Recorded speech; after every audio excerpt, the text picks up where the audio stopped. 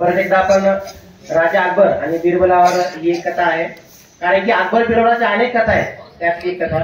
एकदा काय होतं, आता राजा अकबर जो असतो तो एक म्हणजे मूडी आपण म्हणू त्याला, की तो एक त्याला ज्यावेळेस असा मूड झाला की एखाद्याची मजा घ्यायची किंवा एखाद्याला गंमत बघायची एखाद्याची, तर त्यांनी काय केलं, एक दिवस असं एकदा सकाळी उठला आणि त्याच्या मनात आलं की आपण आपले रक्षक जे आपल्या किल्ल्याचे जे रोज करतात रक्षा, आपली किल्ल्याची जे रक्षण करतात त्यांना आपण बदलायचं आणि ही जबाबदारी दुसऱ्यांना द्यायची.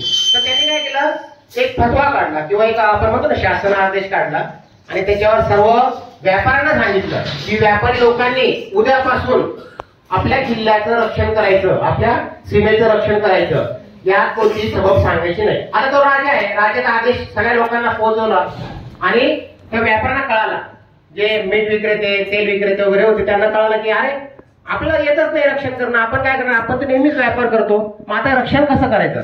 पण आता राजाला कोण चॅलेंज करणार, राजाला कोण विरोध करणार, राजाचा मूड बदलला तर राजा फासावर पण करू शकतो आपल्याला. म्हणून त्यांनी काहीच बोलले नाही आणि ते करायला लागले. आणि पण त्यांना कळतच नव्हतं की कसं करायचंय, कारण की त्याचं कोणतं ट्रेनिंग त्यांना भेटलेलं नव्हतं आणि कशी करायची रक्षण, काय करायचं काहीच माहित नव्हतं. मग आता त्यांनी काय केलं, त्यांनी एका माणसाला विचारलं की काय करायचं. मग त्याने सांगितलं असं असं करा, तुम्ही तुमचा आदेश जो आहे तो खरीद होईल, बंद होऊन जाईल. मग त्यांनी काय केलं, त्यांनी त्याचं जे धोतर होतं, व्यापार लोकांचं जे धोतर होतं ते धोतर डोक्यावर बांधलं पगडी म्हणून, आणि पगडीचं जे कपडा होता तो कपडा कुठे गुंडाळला, धोतराच्या ठिकाणी उलट केलं. धोतरचा कपडा पगडीला, पगडीचा कपडा धोतर म्हणून वापरायला लागले आणि ते रक्षण करायला किल्ल्याभोवती फिरू लागले.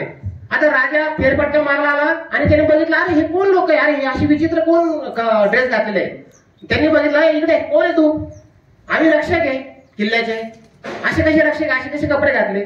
मग त्यांनी सांगितलं की आम्हाला माहितच नाही रक्षक कसे कपडे घालतो, आम्हाला तर काही माहितच नाही आणि रक्षा कशी करा हे पण आम्हाला माहित नाही म्हणे. असं तो हिंमत करून राजाला तेवढा बोलला.